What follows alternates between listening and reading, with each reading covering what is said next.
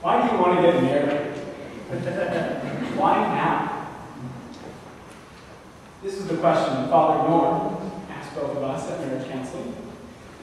We had spent 4 years living overseas in Korea, and some of that in the same apartment, though Kristine's mother always asked how many rooms were in that apartment, to which the answer 3. We left it at that.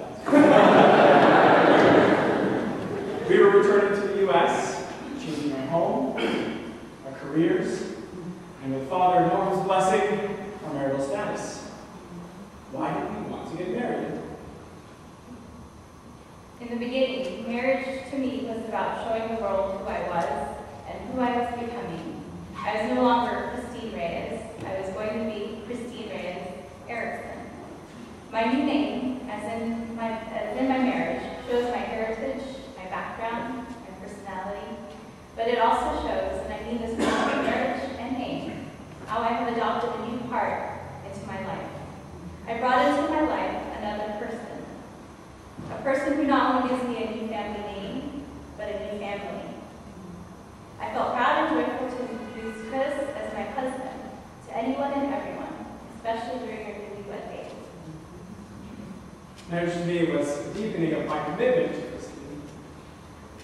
In many ways, though, I felt as if we were already kind of married. We were living together, we worked together, we took vacations together, and we were committed to each other. However, we had not said those 2 words to each other with our friends, family, and God as our witness. Today, as I recall my naive expectations of marriage, thinking that it would just be more of the same, but with a ring, I laugh because I had no idea how much time I would enjoy spending with Kristine on the couch, how every day my attraction would actually grow stronger. And most surprising, how our love together, affirmed by the church, would deepen our perception of those around us in the world. Now, I firmly believe that our marriage has been able to grow. We've worked at it, but not just by our own efforts, but through the affirmation of the church, our pastor in particular, our friends, and our family. They have provided the support that our marriage needed at times, and the celebration it needed at others. We'll be married for 5 years this September. In that short time, we have experienced many highs and many lows. It has helped us deepen our understanding about what marriage is. We experienced many of those highs and lows in DC, within this community and this church. I often wonder where we would be if our church were not there to support us through it all. I've also come to find that marriage is just as much something old and sacred as it is something new and exciting. It is a commitment of love and faith that springs from God. But just as God has a hand on it, so do the dual hands of people, both the hand of nurturing and healing, and the fist of indifference and misunderstanding. Now, we would be remiss if we did not tell you that we did not necessarily know or understand what marriage equality meant. In fact, I don't think I would have been able to identify what that meant if someone asked me, do you believe in marriage equality?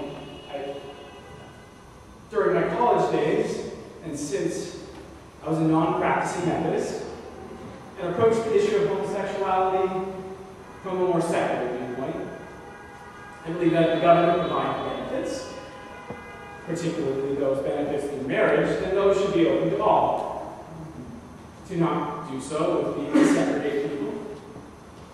That, however, was less about marriage equality and more about civil rights. At that time, and until I was married, I thought of those issues in terms of rights, shared health insurance, hospital visitation. Upon marriage, I realized that while those rights are important, a relationship that is not affirmed as ours is by church and families and communities struggles to blossom. Why is marriage equality important? I ask myself, why should we be so blessed to receive all the support from family in our church, while other couples who are just as committed and just as in love are left to struggle on their own with equally, if not more difficult relationship obstacles? Marriage equality in the context of the church is more than an issue of equitable rights. It's about the core of human dignity. Just as our understanding of God's kingdom is broadened, as our communities begin to reflect those around us that don't look like us, our understanding of God's love is broadened as our communities experience all the ways people love and feel love within their hearts. Affirmation of all couples moves us, in our opinion, a step closer to fully realizing what God's love looks like. Selfishly, I also believe that our marriage can't reach its full potential if only straight couples are affirmed while gay couples are condemned, either overtly or covertly. Our marriage then becomes something more like a privilege and less like a gift from God. And privileges can be taken away. What is the point of getting married? Often you'll hear, to raise kids. What happens if, like us, you're not able to? Does that mean we failed in marriage? I hope not. What is our hopeful response? We ask that the church should support and celebrate all marriages. There are so many things in this world that work against love and committed relationships. The church body, members, and clergy should be a powerful ally and friend to promote committed relationships. There are so many obstacles and challenges that men and women face. Please do not add the condemnation of the church as another. We ask that the church extend the same love it has shown to us, to others who also desire to make a commitment before God. I know, we know, deep in our hearts, marriage equality is right. But sometimes we lack the spiritual vocabulary to articulate this. We are recently coming back to the church and are learning more about the book of discipline. And as earlier we had a church council meeting, and one of our members, Kristine Kris Erickson, pointed out there's a lot of great things in that book of discipline.